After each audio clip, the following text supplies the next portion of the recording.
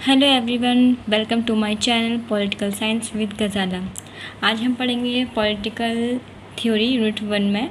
इसमें टॉपिक हमारा रहेगा कंजर्वेटिज्म। कल हम लिबरलिज्म का जो दूसरा पार्ट था वो हम कवर कर चुके थे, तो लिबरलिज्म में टॉपिक था हमारा कंप्लीट हो चुका था पीवाईक्यू के साथ में। और आज हम पढ़ेंगे कंजर्वेटिज्म। कंजर्वेटिज्म क्या होता है इसके बारे में आज जानेंगे, इसके थॉट्स के बारे में जानेंगे, इसके टाइप्स के बारे में जानेंगे एंड इससे रिलेटेड जो पीवाईक्यू है वो आज हम सॉल्व करेंगे। अच्छा, मैं आपको ये बताना भूल गई थी कि पॉलिटिकल जो थ्योरी जो हमारी फर्स्ट यूनिट है उसमें कौन कौन से टॉपिक रहेंगे। तो इसमें हम थ्योरी और आइडियोलॉजी दोनों रहेगी, वो हम बता चुके थे। लेकिन इसमें कौन कौन सी थ्योरी होगी और कौन कौन सी आइडियोलॉजी होगी ये बताना भूल गई थी मैं। तो मैं आज थोड़ा सा बता देती हूँ कि इसमें क्या रहेगा। इसमें लिबर्टी रहेगी, थ्योरी में इक्वलिटी पढ़ेंगे, हम जस्टिस पढ़ेंगे, राइट्स पढ़ेंगे, पावर पढ़ेंगे, डेमोक्रेसी को पढ़ेंगे, सिटीजनशिप को पढ़ेंगे। और फिर पॉलिटिकल आइडियोलॉजी में हम लिबरलिज्म पढ़ेंगे, conservatism, socialism, Marxism, feminism, ecologism, multiculturalism and post modernism, ये टॉपिक हम कवर करेंगे। थ्योरी हम बाद में करेंगे, हम पहले आइडियोलॉजी को कर रहे हैं तो पहले आइडियोलॉजी को कवर कर लेंगे, उसके बाद हमें थ्योरी बहुत अच्छे से समझ में आ जाएगी। तो लिबरलिज्म हमारा हो चुका था, अब आज हम कंजर्वेटिज्म में जो टॉपिक है वो कवर करेंगे। चलिए शुरू करते हैं। कंजर्वेटिज्म किसे कहते हैं? Conservatism is a political ideology that believes in preserving traditions, customs, religion, established institutions rather than making sudden changes.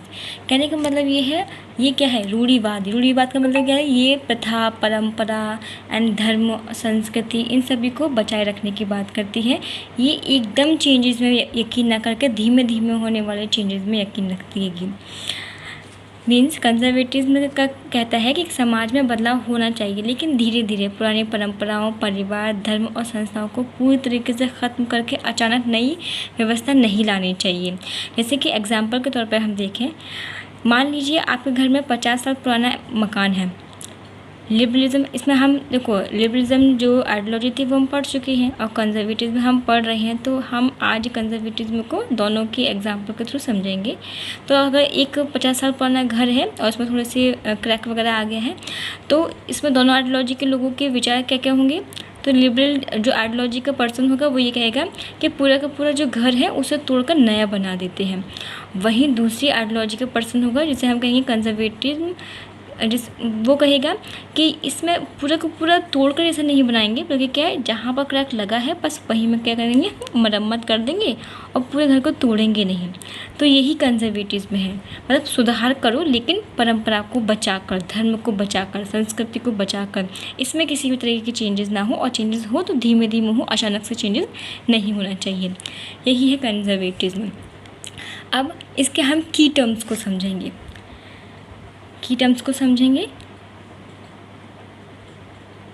सबसे पहले हम क्या देखेंगे इसमें की टर्म्स है। याद रखना की टर्म्स सबसे ज़्यादा इम्पोर्टेंट हैं, क्योंकि यही की टर्म्स हमें एग्ज़ाम में बहुत ज़्यादा हेल्प करने वाले हैं।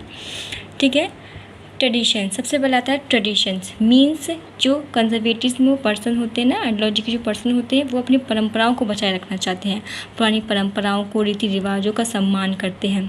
जैसे कि हर साल ईद आता है, दिवाली आती है, होली आती है, रक्षाबंधन आते हैं, और ये इसे मनाते हैं, बहुत अच्छे से मनाते हैं। क्यों? क्योंकि उनकी परंपरा है। ठीक है। तो कंजर्वेटिज्म कहता है कि परंपराएं समाज को जोड़ कर रखती हैं, इसलिए इन्हें बचाना चाहिए। ठीक है। दूसरा क्या है? स्टेबिलिटी, मीन्स स्थिरता की बात करते हैं। समाज में शांति और स्थिरता बनाए रखना चाहिए। ये किसका मानना है? ये किस पर्सन के मानना है? किस आइडियोलॉजी के लोगों का मानना है? कंजर्वेटिज्म के लोगों का मानना है। जैसे कि एग्जाम्पल के थ्रू समझेंगे हम कि अगर किसी स्कूल में रोज़ नियम बदल दिए जाएँ तो छात्र परेशान हो जाएंगे, जाहिर सी बात है। लेकिन नियमों में बार बार बदलाव नहीं किया जाना चाहिए। चेंजेस हो लेकिन क्या, धीमे धीमे हो। ठीक है। तो स्टेबिलिटी की बात करते हैं, स्थिरता की बात करते हैं, ये लोग स्थिरता में यकीन रखते हैं। फैमिली में यकीन रखते हैं। इनका मानना है कि परिवार समाज की सबसे इम्पोर्टेंट क्या है, इंस्टीट्यूशंस हैं, क्योंकि यहीं से व्यक्ति सबसे पहला क्या सीखता है। जैसे कि माता पिता बच्चों को संस्कार, अनुशासन और जिम्मेदारी सिखाते हैं। कहाँ से सिखाते हैं? परिवार में ही सिखाते हैं। तो फैमिली इनके लिए एक इम्पोर्टेंट फैक्टर है। ठीक है। प्रॉपर्टी, प्रॉपर्टी को मानते हैं, ये निजी संपत्ति की रक्षा होनी चाहिए ये मानते हैं। ठीक है, रियल लाइफ एग्जाम्पल जैसे कि हम देखेंगे, अगर आपने मेहनत करके घर या दुकान खरीदी है तो सरकार बिना उसे उचित कारण नहीं ले सकती है। मीन्स कहने का मतलब है आपकी प्रॉपर्टी पर आपका राइट्स होगा, आपके बिना परमिशन के सरकार इसे छू भी नहीं सकती है। ठीक है, रिलीजन यानी कि धर्म में यकीन रखते हैं। धर्म समाज को क्या सिखाता है, जो मॉरल वैल्यूज़ हैं ये धर्म समाज को सिखाता है। जैसे लोग अपने धर्म के अनुसार ही पूजा करते हैं, नमाज़ पढ़ते हैं और अन्य धार्मिक जो परंपराएं जो होती वो निभाते हैं। तो कंजर्वेटिज्म आइडियोलॉजी के लोग जो है धर्म को इम्पोर्टेंट महत्व देते हैं। नेशन को मानते हैं, राष्ट्र को मानते हैं। देश की एकता और सुरक्षा सबसे महत्वपूर्ण है इनके लिए। जैसे राष्ट्रीय ध्वज का सम्मान करना, स्वतंत्रता दिवस या गणतंत्र दिवस मनाना, इसमें भी यकीन रखते हैं। कस्टम्स को बहुत मानते हैं, समाज की पुरानी सामाजिक जो परंपराएं हैं, ठीक है, उनमें बहुत यकीन रखते हैं। शादी में बड़ों का आशीर्वाद लेना या मेहमानों का स्वागत करना, इन सब में बहुत बिलीव करते हैं। सोशल इंस्टीट्यूशंस, सामाजिक संस्थाएं जिसे बोलते हैं, यानी कि परिवार है, स्कूल है, न्यायालय है, संसद जैसी जो संस्थाएं हैं, इसमें बिलीव करते हैं। जैसे स्कूल क्या करता है, स्कूल शिक्षा देती है, एजुकेशन प्रोवाइड करता है। अदालत क्या करता है, हमें न्याय देता है, जस्टिस देता है। और परिवार क्या करता है, परिवार संस्कार जो है वो प्रोवाइड करता है। ठीक है, तो ये क्या है, ये बहुत ही इंपॉर्टेंट रोल प्ले करते हैं और इसे जो है कंजर्वेटिव्स में मानते हैं, इसमें सबसे ज़्यादा यकीन रखते हैं। कंजर्वेटिव्स भी कहता है कि इन संस्थाओं को मजबूत रखना चाहिए क्योंकि ये समाज को क्या करते हैं, व्यवस्थित रखते हैं। ठीक है, उसके बाद 2 नंबर पॉइंट है हमारा ग्रेजुअल चेंजेस, यानी कि धीमे धीमे परिवर्तन। ये क्या है, ये जो कंजर्वेटिव्स आइडियोलॉजी के लोग हैं वो एकदम से होने वाले जो चेंजेस होते हैं ना उसमें बिलीव ना करके धीमे धीमे होने वाले जो बिलीव हैं उनमें यकीन रखते हैं। अचानक बदलाव नहीं बल्कि धीरे धीरे सुधार, रियल। और इसमें अगर एग्जांपल देखें तो अगर स्कूल का सिलेबस बदलना हो तो एकदम से नहीं बदले बल्कि क्या है, सत्य से लागू किया जाता है, यानी कि अगले सत्र से लागू किया जाता है। कहने का मतलब ये है साल भर जो सिलेबस चलता है ना, तो सिलेबस में चेंजेस उसी साल नहीं किए जाते बल्कि ये कहा जाता है कि चेंजेस करेंगे लेकिन अगले साल करेंगे। अगर उसी साल चेंजेस कर देंगे तो बहुत दिक्कत हो जाएगी बच्चों को, इसकी वजह से क्या करेंगे, अगले साल चेंजेस किया। तो क्या सिलेबस में चेंज किया लेकिन धीमे धीमे किया। तो ये जो आइडियोलॉजी के लोग हैं वो धीमे धीमे होने वाले चेंजेस में यकीन रखते हैं। पैट्रियोटिज्म में यकीन रखते हैं, यानी कि देशभक्ति में यकीन रखते हैं। वह अपने देश के प्रति प्रेम और सम्मान बहुत करते हैं। ठीक, एग्जाम्पल के तौर पर राष्ट्रीय गान के समय सम्मान से खड़ा होना, देश के कानूनों का पालन करना, ये सभी में यकीन रखते हैं। अब आता है ऑर्गेनिक सोसाइटी। ऑर्गेनिक सोसाइटी यानी कि समाज एक शरीर की तरह है जहाँ हर व्यक्ति और संस्था का अपना महत्व है। जैसे शरीर में दिल है, दिमाग है, हाथ हैं और पैर हैं, सभी मिलकर काम करते हैं। यदि एक अंग ठीक से काम ना करे तो पूरा शरीर जो है वो उस पर इफ़ेक्ट पड़ता है। उसी तरह समाज में परिवार, स्कूल, सरकार और नागरिक सभी मिलकर समाज को चलाते हैं। ठीक है, तो इसमें क्या है, इसमें जो समाज है उसके जो अंग हैं वो भी बहुत इम्पोर्टेंट रोल प्ले करते हैं। और ये जो कंजर्वेटिव आइडियोलॉजी के लोग हैं वो सोसाइटी के जो ऑर्गेनिक सोसाइटी है उसमें बहुत ज़्यादा बिलीव करते हैं। तो कंजर्वेटिज्म में क्या है, तो कंजर्वेटिज्म हमें सिखाता है कि समाज को मजबूत बनाने के लिए परंपरा, परिवार, धर्म, कानून और संस्थाओं का सम्मान करना चाहिए। बदलाव ज़रूरी है लेकिन वह धीरे और सोच समझकर होना चाहिए ताकि समाज की स्थिरता बनी रहे। ठीक है, ये कोई की पॉइंट्स अच्छे से याद रखना। ठीक है, अब हम टाइप्स ऑफ कंजर्वेटिज्म को देखेंगे। टाइप्स ऑफ कंजर्वेटिज्म में हमारा जो पहला टाइप रहेगा वो रहेगा ट्रेडिशनल कंजर्वेटिज्म, जिसे बोलते हैं परंपरागत रूढ़िवाद। यह कंजर्वेटिज्म का सबसे पुराना रूप है। इसका मानना है कि समाज की जो पुरानी परंपराएं हैं, धर्म है, राजशाही है और सामाजिक जो व्यवस्था है वो समाज को क्या रखता है, वो समाज को स्थिर बनाए रखती है, इसलिए इन्हें अचानक नहीं बदलना चाहिए। ठीक है, अब इसके एक एक पॉइंट को हम समझेंगे। पहले हम देखेंगे ट्रेडिशन को। ट्रेडिशन क्या, ट्रेडिशन मतलब पुरानी जो परंपराएं होती है इनका सम्मान करते हैं ये इस आइडियोलॉजी के लोग। ठीक है, परंपरागत रूढ़िवादी लोग जो हैं वो ट्रेडिशन को यकीन करते हैं, यानी कि हर साल ईद, दिवाली वगैरह जो मनाते हैं संस्कृति को विरासत के रूप में समझते हैं और इसका सम्मान करते हैं। ठीक है, और इसे समाज की क्या है, पहचान बताते हैं। वही दूसरा जो पॉइंट है हमारा वो है रिलीजन। यानी कि धर्म लोगों को नैतिकता और अनुशासन सिखाता है। ये कंजर्वेटिव समझते हैं। ट्रेडिशनल कंजर्वेटिज्म का मानना है कि जो धर्म है वो लोगों को नैतिकता यानी कि मोरल और अनुशासन सिखाता है, मोरल वैल्यू सिखाते हैं, अनुशासन सिखाते हैं। जैसे कि लोग अपने धर्म के अनुसार नमाज़ पढ़ते हैं, पूजा करते हैं, व्रत रखते हैं। इससे सामाजिक और नैतिक मूल्य जो है वो बने रहते हैं। तीसरा फैक्टर आता है इसमें मोनार्की आता है। मोनार्की यानी कि राजतंत्र, राजा और रानी जैसी पारंपरिक व्यवस्था का भी समर्थन करते हैं। मीन्स इस आइडियोलॉजी के लोग कंजर्वेटिज्म का जो टाइप है ट्रेडिशनल कंजर्वेटिज्म, इसमें जो है ये मोनार्की को भी एक्सेप्ट करते हैं। कहते हैं कि राजा और रानी जैसी जो परंपराएं होती हैं, जो पारंपरिक व्यवस्था होती है, उसका समर्थन करते हैं। जैसे कि ब्रिटेन में आज भी राजा है, हालांकि शासन लोकतांत्रिक है, फिर भी राजशाही को देश की परंपरा और एकता के प्रतीक के रूप में बनाए रखा गया है। तो इस आइडियोलॉजी के लोग जो हैं, इस टाइप के आइडियोलॉजी के लोग क्या करते हैं, इसमें भी यकीन रखते हैं। सोशल हायरार्की की बात करते हैं। मीन्स सामाजिक अनुक्रम, सामाजिक पदानुक्रम जिसे बोलते हैं। हायरार्की का मतलब पदानुक्रम है। समाज में अलग अलग लोगों की क्या है, अलग अलग भूमिकाएं होती हैं, इस बात में यकीन रखते हैं। जैसे कि स्कूल में प्रिंसिपल है, टीचर है, क्लर्क है, स्टूडेंट है, इन सभी की क्या क्या होती हैं, इन सभी की अपनी अलग अलग जिम्मेदारियाँ होती हैं। अगर सभी एक ही काम करने लगेंगे तो व्यवस्था क्या होगी, तो व्यवस्था बिगड़ जाएगी।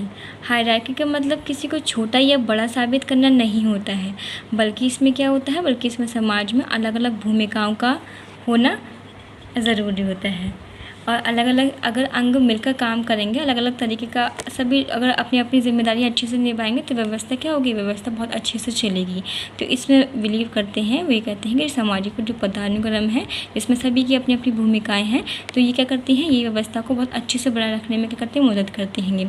तो हम देखते हैं ट्रेडिशनल जो कंजर्वेटिज्म है, इस आइडियोलॉजी के लोग जो है ट्रेडिशन में यकीन रखते हैं, रिलीजन, मोनार्की में एंड सोशल हायरार्की में यकीन रखते हैं।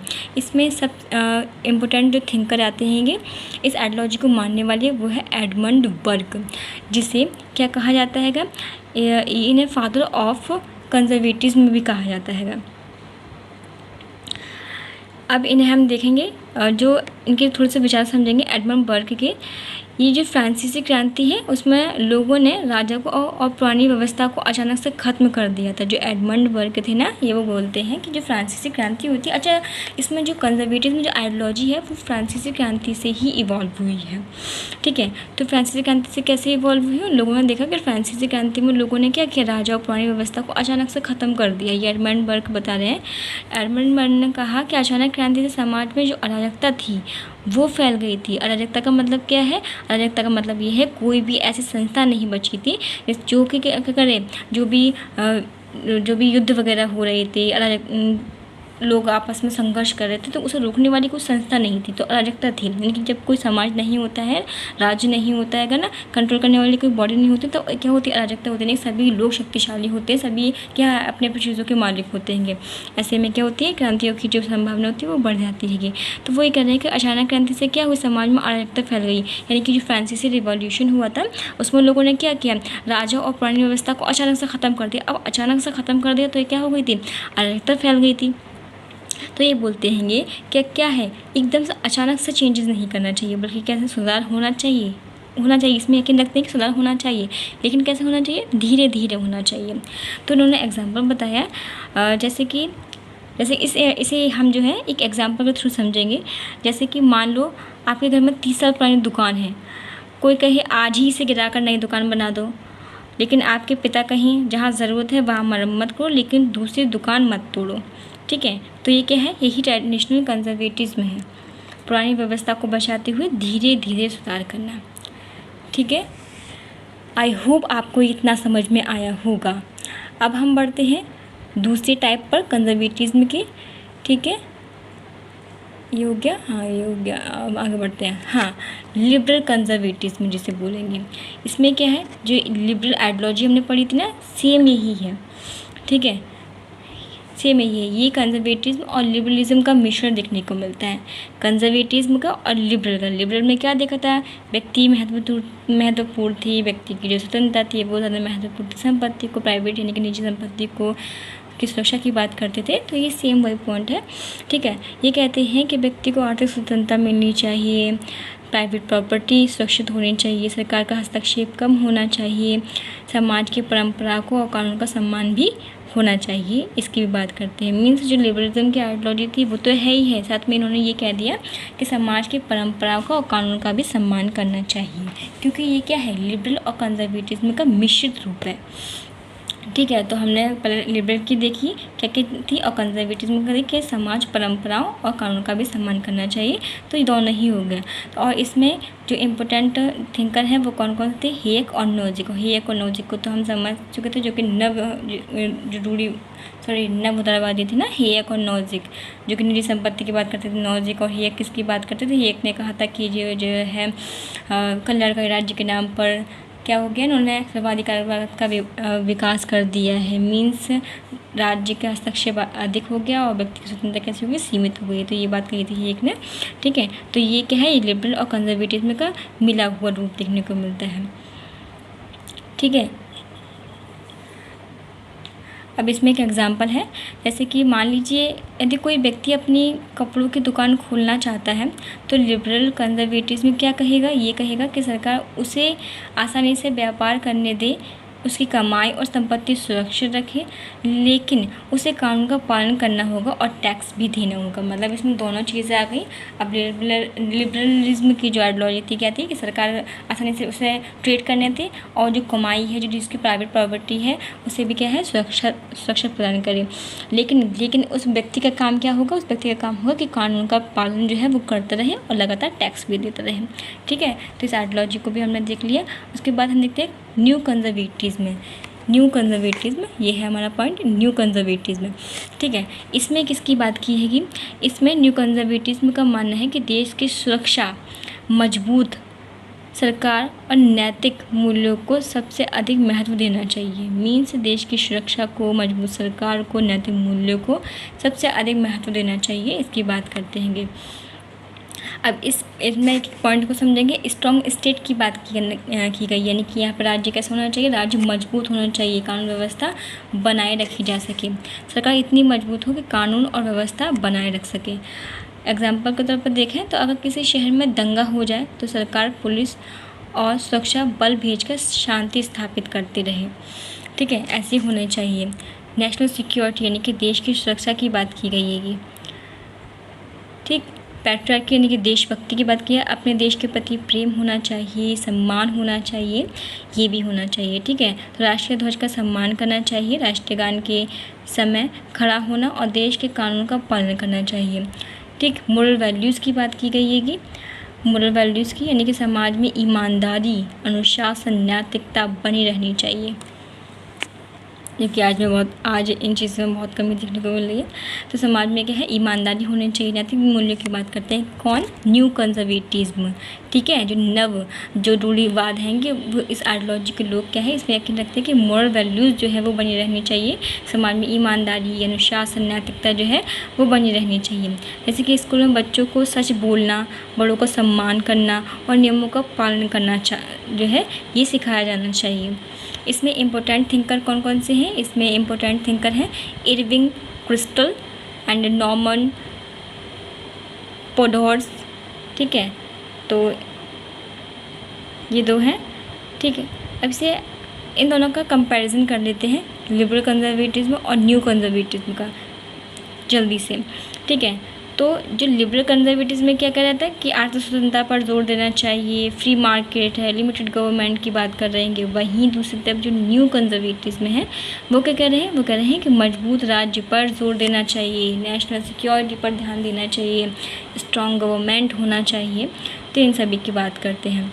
तो लिबरल कंजर्वेटिज्म कहता है कि व्यक्ति को व्यापार और संपत्ति की सुरक्षा मिलनी चाहिए, लेकिन कानून और परंपराओं का सम्मान भी होना चाहिए। मीन्स क्या है, आपने जो लिबरल आइडियोलॉजी है उसे तो मानना ही चाहिए, लेकिन कंजर्वेटिज्म जो आइडियोलॉजी यानी कि कानून का, परंपराओं का, उसका भी सम्मान करना चाहिए, तो इनको मानते हैं। और वहीं न्यू कंजर्वेटिज्म में क्या कहते हैं, वो ये कहते हैं कि मजबूत सरकार होनी चाहिए, राष्ट्र की सुरक्षा होनी चाहिए, देशभक्ति होनी चाहिए और नैतिक मूल्यों को सर्वोच्च प्राथमिकता दी जानी चाहिए। ठीक है, आई होप आपको ये स्लाइड भी अच्छे से समझ में आई होगी। ठीक है, उसके बाद हम चलते हैं अपनी आगे के स्लाइड में। चलिए अब हम कंजर्वेटिज्म का जो दूसरा टाइप है ना वो समझते हैं। इसमें हम पढ़ेंगे one nation conservatism. One nation conservatism का मानना है कि देश तभी मजबूत होगा जब अमीर सभी वर्ग, चाहे वो अमीर हो या गरीब हो, सभी वर्ग मिलकर एक राष्ट्र की तरह रहेंगे। इसलिए सरकार को समाज में एकता बनाए रखने और कमज़ोर वर्ग की मदद करने के लिए कुछ कल्याणकारी जो कदम हैं वो उठाने चाहिए। ठीक है, ये कौन बात कर रहा है? ये वन नेशन कंजर्वेटिज्म में बोल रहे हैं। कंजर्वेटिज्म का मतलब क्या है? ये वन नेशन की बात करते हैं, यानी कि जो अमीर हैं वो जो गरीब हैं, इनके बीच में इतना गैप जो क्रिएट हो गया ना, इस गैप को ख़त्म किया जाए और क्या है, एक मजबूत राष्ट्र बनाया जाए। यानी कि वन नेशन की बात करते हैं। कोई अमीर और गरीब का जो है ये क्लासिफिकेशन नहीं होना चाहिए, इसकी बात करते हैं। ठीक है, सबसे पहले हम की पॉइंट समझेंगे कि सबसे पहले ये सोशल हार्मनी की बात करते हैं। सोशल हार्मनी का मतलब क्या है? सामाजिक सद्भाव। समाज में सभी वर्गों के बीच शांति और भाईचारा जो है ना वो होना चाहिए, तभी तो राष्ट्र एक होगा। वन नेशन कंजर्वेटिज्म समाज को बांटना नहीं चाहता, बल्कि क्या चाहता है वो तो समाज को जोड़ना चाहता है। तभी तो वो अमीर और गरीब के बीच का जो क्या है डिफरेंस है ना, उसे ख़त्म करना चाहता है, ताकि जो अमीर और गरीब का जो डिफरेंस है वो रहे ना, और सभी क्या है एक साथ मिलकर रहें, जुड़ कर रहें। ठीक है, वहीं दूसरा क्या आता है? वेलफेयर रिफॉर्म्स आते हैं, यानी कि कल्याणकारी सुधार। ठीक है, अब समाज को जोड़ने के लिए, पूरे राष्ट्र को जोड़ने के लिए क्या किया जाना चाहिए? तो वेलफेयर रिफॉर्म्स किए यानी कल्याणकारी जो है सुविधाएं जो हैं वो हमें प्रोवाइड करनी चाहिए सभी लोगों को, ताकि जो गरीब हैं वो गरीब ना रहें। तो सरकार को क्या करना चाहिए? गरीब और कमज़ोर लोगों के लिए योजनाएँ बनानी चाहिए, जो हम देखते हैं सरकार बनाती भी है। रियल लाइफ एग्जाम्पल में अगर हम देखें तो क्या, तो हम देखते हैं सरकार गरीब छात्रों को छात्रवृत्ति देती है, यानी कि स्कॉलरशिप जो है वो प्रोवाइड करती है। गरीब परिवारों को मुफ्त राशन, फ्री जो राशन है वो प्रोवाइड कराती है, ताकि वे क्या कर सकें, आगे बढ़ सकें। तो जो वो गरीब की कैटेगरी में है वो गरीब की कैटेगरी में ना रहें, बल्कि क्या उससे ऊपर कैटेगरी में रहें, और जो डिफरेंस है वो ख़त्म हो सके। यह समाजवाद नहीं है, बल्कि समाज में संतुलन बनाए रखने के लिए क्या है, एक सीमित लेकिन लिमिटेड कल्याणकारी नीतियों का समर्थन करता है। मीन्स ये कहेंगे, अगर मतलब हमने देखेंगे कि यहाँ पर वेलफेयर रिफॉर्म्स की बात की गई है, वेलफेयर रिफॉर्म्स की बात तो समाजवाद भी करता है, तो यहाँ पर ये कर देंगे हम कि ये समाजवाद नहीं है। ठीक है, बल्कि संतुलन बनाए रखने के लिए सीमित कल्याणकारी नीतियों का क्या करता है, समर्थन है। अब हम तीसरे पॉइंट को समझेंगे, रिड्यूस क्लास कॉन्फ्लिक्ट। ये क्या कर रहे हैं? ये जो है जो वर्ग संघर्ष है उसे कम करने की बात कर रहे हैं, यानी कि अमीर और गरीब के बीच जो संघर्ष है उसे क्या कर रहे हैं, ये कम करना चाहते हैं। ठीक है, इसके लिए एग्जाम्पल है कि फैक्ट्री में क्या होता है, मालिक कर्मचारियों को उचित वेतन और सुरक्षित कार्य परिस्थितियाँ देता है, तो हड़ताल और विवाद कम होते हैं। देखो ज़्यादातर हमने क्या देखा है, मैंने देखा है फैक्ट्रीज वगैरह में होती है, तो ज़्यादातर मालिक और मजदूर के बीच में क्या कॉन्फ्लिक्ट चलता रहता है। क्या कॉन्फ्लिक्ट चलता रहता है कि वो मजदूर कहते हैं कि हमें जो है वेतन उस अकॉर्डिंग नहीं मिल रहा है कि जितना हम मेहनत कर रहे हैं। तो ये क्या कह रहे हैं, तो ये जो विचारधारा को मानने वाले लोग हैं, वन नेशन कंजर्वेटिज्म जो लोग हैं, वो ये कहते हैं कि क्या हो, उन्हें इस तरीके से उचित वेतन प्रदान किया जाए, सुरक्षित कार्य परिस्थिति प्रोवाइड की जाए, जिससे क्या होंगे, इससे जो हड़ताल है और जो उनके बीच में होने वाला जो विवाद है वो कम हो जाए। तो एक लाइन में अगर इसे समझे, तो यदि समाज के सभी वर्ग संतुष्ट होंगे, संतुष्ट का मतलब कैसे होंगे, जो अमीर होगा, अमीर तो संतुष्ट है ही, जाहिर सी बात है, लेकिन जो गरीब है, क्योंकि गरीबी की वजह से अपने परेशान है, लेकिन जो सरकार है वो उसे जो मूलभूत आवश्यकताएं हैं, जो सुविधाएं हैं वो प्रोवाइड करेगी। ठीक है, वही जो मालिक है वो क्या करेगा, उसकी सुविधा के अकॉर्डिंग उसे सुविधाएं प्रोवाइड करेगा, वेतन देगा, उसे सुरक्षा प्रोवाइड करेगा। तो ऐसे में क्या होगा, ऐसे में जो है वो संतुष्ट होगा, और जब संतुष्ट होगा तो क्या होगा, तो वर्ग के बीच में जो होने वाले जो विवाद है वो भी कम होंगे, और देश अधिक स्थिर होगा और मजबूत बनेगा। तो ये कंजर्वेटिज्म, वन नेशन कंजर्वेटिज्म को मानने वाले क्या हैं, विचारक है। ठीक है, तो इसमें पहले विचारक कौन से आते हैं, बेंजामिन डिज़राइली आते हैं। ये क्या कहते हैं, जो बेंजामिन डिज़राइली है ना, उन्होंने कहा कि समाज क्या दो नेशंस में बढ़ता जा रहा है, वही हमने बात की है। तो ये जो बेंजामिन जो डिज़राइली हैं, अब ये क्या कहते हैं, अब इनके बारे में देखेंगे, इनके बारे में आगे भी देखेंगे, लेकिन हम यहीं पर समझ लेते हैं। तो जो बेंजामिन डिज़राइली हैं, उन्होंने कहा था कि समाज जो है वो 2 नेशंस में बढ़ता जा रहा हैगा।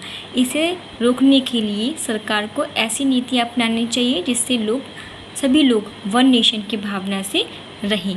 मीन्स ये बात कौन कह रहा है? ये बात कही थी बेंजामिन डिज़रायली ने। ये कह रहा है कि ये राष्ट्र है ना, वो 2 जो नेशन है उसमें बढ़ता चला जा रहा है, पूरा का पूरा समाज गरीब में और अमीर में। तो क्या होगा, ये क्या करना चाहिए, सरकार को ऐसी नीतियाँ अपनानी चाहिए जिससे कि लोग जो है 1 नेशन की संभावना से रहें। ठीक है, एक एग्जाम्पल दिया गया है कि स्कूल में इस चीज़ को हम ना एक एग्जाम्पल के साथ में समझेंगे कि एक स्कूल में कुछ बच्चे बहुत अमीर हैं और कुछ बहुत गरीब हैं। अगर स्कूल गरीब बच्चों को फीस में छूट, किताबें और छात्रवृत्ति देता है तो सभी बच्चों को समान अवसर मिलेंगे और आपसी जो भेदभाव है ना वो भी कम होगा। यही क्या है, 1 नेशन कंजर्वेटिज्म का उद्देश्य समाज में एकता और सभी वर्गों का क्या करना, विकास करना। ठीक है, तो अब इसे क्या करेंगे, एक लाइन में समझने की कोशिश करेंगे कि 1 नेशन कंजर्वेटिज्म के अनुसार देश तभी मजबूत बनता है जब अमीर और गरीब सभी वर्ग मिलकर रहें। इसलिए सरकार को समाज में सद्भाव बनाए रखने, गरीबों के लिए कल्याणकारी योजनाएं चलाने और वर्ग संघर्ष कम करने का प्रयास करना चाहिए। ठीक है, और मुख्य जो विचारक इसमें कौन थे, बेंजामिन डिज़रायली थे। ठीक है, आई होप आपको ये समझ में आया होगा। चलिए आगे चलते हैं। अब हम क्या देखेंगे, इससे रिलेटेड जो इम्पोर्टेंट थिंकर्स हैं ना, अब उन्हें हम समझेंगे। अभी तक हमने टाइप्स देख लिया है, अभी हमने कंजर्वेटिज्म का मीनिंग समझा, उसके की पॉइंट समझे, उसके टाइप्स देख लिए। ठीक है, अब हम इम्पोर्टेंट थिंकर्स को देखेंगे और उनके थॉट्स को देखेंगे। तो पहले कौन से आते हैं, पहले हमारे आते हैं एडमंड बर्क, जिनके बारे में अभी हम पढ़ चुके थे शुरू में ही। एडमंड बर्क जिसे फादर ऑफ कंजर्वेटिज्म भी कहा जाता है। ठीक है, इनकी इम्पोर्टेंट जो थॉट हैं वो कौन कौन से थी, इनके इम्पोर्टेंट थॉट्स थे कि ये सोसाइटी इज़ ऑर्गेनिक है। इनकी सोसाइटी क्या है, सोसाइटी जो है एक अंग है। मीन्स जिस तरह की पूरी एक बॉडी होती है ना, बॉडी में क्या होता है, आँख, नाक, कान, दिल होता है। ठीक है, एंड क्या है, पूरे बॉडी के जो भी पार्ट्स हैं उनका अपने अपने एक इम्पोर्टेंट रोल प्ले होता है। ठीक है, ऐसे भी अपनी अपनी भूमिकाएँ जो है वो निभाते हैं। तो क्या है, समाज में सोसाइटी है ना, ये क्या है, एक ऑर्गेनिक है, यानी क्या है, आंगिक है। ठीक है, इसकी बात करते हैं। वही दूसरा उन्होंने ट्रेडिशन शुड बी रिस्पेक्ट, इन्होंने कहा है कि हमें जो है परंपराओं का क्या करना चाहिए, सम्मान करना चाहिए। इसकी बात कर रहेंगे। जाहिर सी बात है, कंजर्वेटिज्म है तो कंजर्वेटिज्म का मानना क्या है, कंजर्वेटिज्म के इंपॉर्टेंट की पॉइंट क्या होता है कि ट्रेडिशंस को मानने वाले होते हैं, धर्म को मानने वाले होते हैं, परंपराओं को, प्रथाओं को मानने वाले होते हैं, चेंजेस में यकीन करते हैं, लेकिन कैसे, धीमे धीमे चेंजेस की बात करते हैं।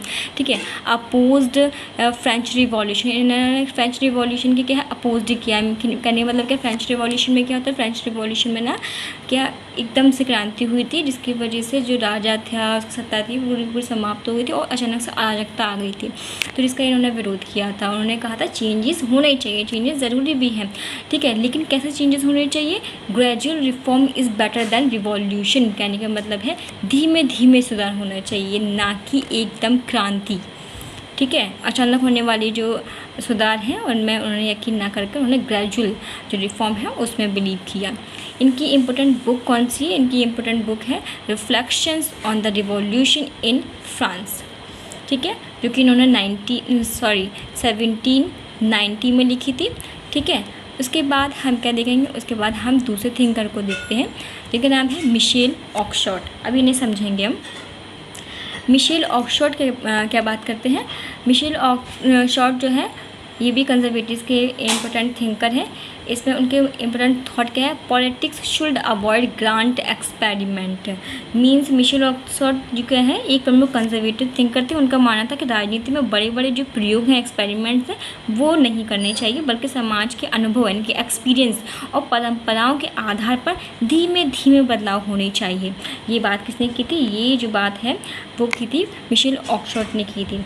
तो इसमें 2 लाइन है, politics should avoid grant experiment and experiment is more important than experience is more important than ideology. तो ये 2 लाइन की थी और इन 2 लाइन्स को हम अच्छे से समझेंगे भी।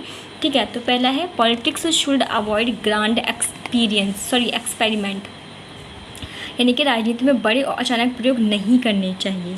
मतलब क्या है, सरकार को ऐसी नीतियाँ, नई नीतियाँ अचानक लागू नहीं करनी चाहिए जिसके परिणाम का पता ही ना हो। मतलब अचानक से एकदम रिफॉर्म नहीं करना चाहिए कि उसके आपने ये सोचा नहीं कि इसके रिज़ल्ट क्या होगा और आपने एकदम से क्या कर दिया, जो नीति थी वो लागू कर दी। ठीक है, रियल लाइफ एग्जाम्पल में देखें अगर मान लीजिए कि स्कूल में 50 साल से वार्षिक परीक्षा होती है। ठीक है, अगर प्रिंसिपल अचानक कह दे कि आज से कोई परीक्षा नहीं होगी, सिर्फ इंटरव्यू से ही पास करेंगे, तो क्या होगा, छात्रों को शिक्षकों दोनों को परेशानी होगी। जाहिर सी बात है, आपने रिजल्ट के बारे में पूछा मतलब सोचा नहीं है और आपने एकदम से रिफॉर्म कर दिया। ठीक है, बिना उसका रिजल्ट जाने, तो परेशानी तो होगी। तो मिशेल ऑक्सफोर्ड यही कहते हैं कि पहले छोटी स्तर पर प्रयोग करो, सफल हो अगर तो ही धीमे धीमे क्या करना चाहिए, उसे लागू करना चाहिए। ठीक, उसके बाद दूसरा क्या है, experience is more important then ideology. ठीक, जिसमें उन्होंने कहा है कि अनुभव विचारधारा से अधिक महत्वपूर्ण है। ठीक है, जैसे अगर आपको एक कार चलाना सीखना है तो केवल किताब पढ़ने से नहीं आएगा, सड़क पर एक्सपीरियंस करने से ही आप अच्छे ड्राइवर बनेंगे। यानी कि किताबों के सिद्धांत से ज़्यादा महत्व क्या करता है, वास्तविक जीवन के जो अनुभव होते हैं ना वो ज़्यादा महत्व करते हैं। ठीक है, इसी तरह राजनीति में भी केवल सिद्धांत नहीं बल्कि व्यवहारिक अनुभव जो होते हैं ना वो महत्वपूर्ण होते हैं। इनकी बुक है, इनकी बुक का नाम क्या है, रैशनलिज्म इन पॉलिटिक्स। यहाँ पे क्या है कि experience is more important then ideology. इसे ना हम इस तरीके से भी समझ सकते हैं ना कि जैसे कि हमें साइकिल चलाना सीखनी है। ठीक है, अब साइकिल चलाना सीखनी है तो हम सिर्फ किताब पढ़ें, ठीक है, कि साइकिल किस तरीके से चलती है, पेडल वगैरह किस तरीके मारा जाता है और हैंडल जो है किस तरीके से कहाँ मोड़ना चाहिए, तो इसे सिर्फ पढ़कर क्या हम साइकिल चलाना सीख जाएंगे, नहीं सीखेंगे। जब तक हम साइकिल खुद नहीं चलाएंगे, ठीक है, जब तक जो है 2-3 बार नहीं गिरेंगे, पैरों में चोट नहीं आएगी, तब तक हमें ये नहीं पता चलेगा कि आखिर साइकिल चलाई कैसे जाती है। और जाहिर सी बात है, जब भी हम लोगों ने बचपन में साइकिल चलाना सीखा है तो काफ़ी चोट खाई है। ठीक है, उसके बाद ही क्या है, उसे चलाना सीखा है। ठीक है, तो ये कह रहे हैं कि सिर्फ सिद्धांतों के बेसिस पर ही इंसान सब कुछ नहीं सीखता है, बल्कि किसकी बेसिस पर सीखता है, एक्सपीरियंस, इनके अनुभव जो होते हैं वो बहुत ज़्यादा मैटर करते हैं सीखने के लिए। ठीक है, इनकी बुक का नाम क्या है, रैशनलिज्म इन पॉलिटिक्स। ठीक है, मैंने आपको बहुत ही जो लिमिटेड थिंकर हैं बस वही कराए हैं, जो बहुत ज़्यादा इंपॉर्टेंट जो एग्जाम में पूछे जाते हैं सिर्फ वही कराए हैं, इसके अलावा मैंने आपको नहीं कराए हैं, जो कि याद करना बहुत आसान भी रहेगा आपके लिए। ठीक है, चलते हैं आगे के थिंकर्स पर।